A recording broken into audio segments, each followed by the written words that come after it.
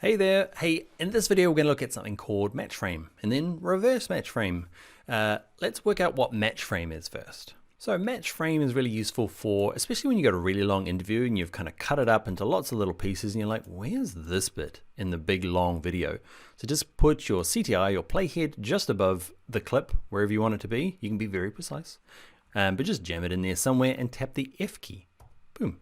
Okay, and what it does is it jumps back to that original footage. Okay, there it is here, and it's showing me the snippet. And if I zoom out of this, you can see it's part of a really long interview. Can you see? And that's just the tiny little bit. If I find another piece of it that I've cut up, okay, this bit here, just type F key. You don't have to select it. Okay, but it will jump to that snippet there. So I can kind of work out where all these bits have come from.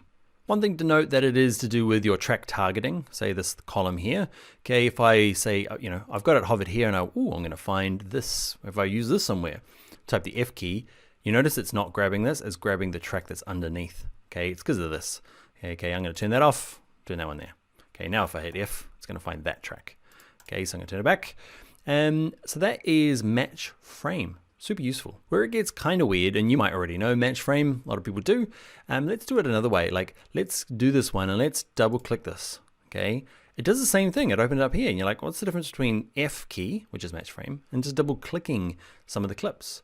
Well, the difference really is that this is not showing me my original clip here in the source monitor. It's showing me the instance that I've chopped it up. Okay, so watch what happens when I say, okay, up here, if I zoom out, okay, and I start adjusting, I'm like, okay, I don't want this bit anymore. I want this bit, and I want this bit, maybe just here. Can you see it's adjusting that clip?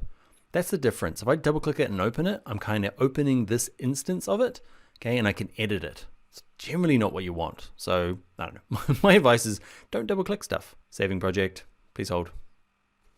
That took longer than normal. Oh well. Screen recorders is pretty stressful on your machine.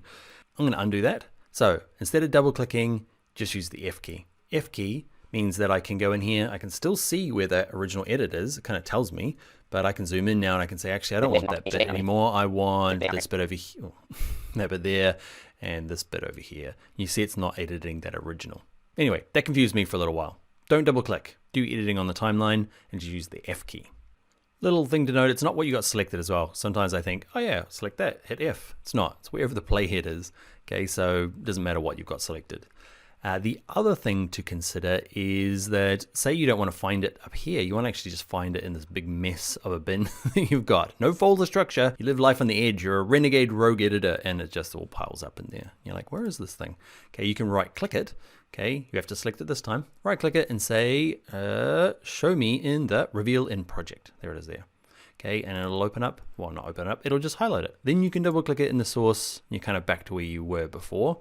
But at least it shows you in here, okay, because often you end up with, I don't know, things in the wrong bins, let's say. I'm not judging. The next one we'll throw in at the end here is the reverse match frame. This is not very good. I'll be honest. There's a better way, which I'll show you in the next video, but you might have a really good use case for it. Let's say that it's great. Well, I can see why it would be great. Still doesn't work. For say something like B-roll. Say you're in here and you're like, where's some of my B-roll? There's something.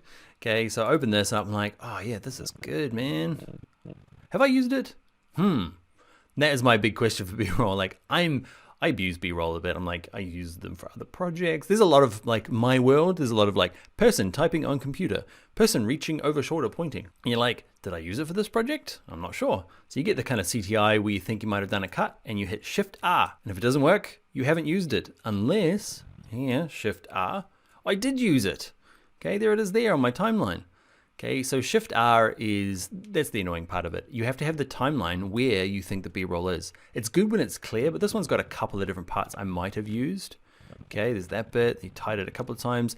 Oh, there's a zoom. So you have to have, you could be submitting forever going Shift R, Shift R, Shift R. Oh, found it. Like that's why I don't like reverse match frame. It could be useful for what you're doing. So there you go, Let's jump into the next video where I'll find you a better way of doing that. Like, have I used this B-roll in the timeline somewhere? I'll show you how in a sec.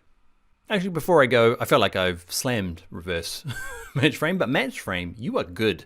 Remember, anywhere you want, F key, takes you right there. Anyway, let's jump into the next video.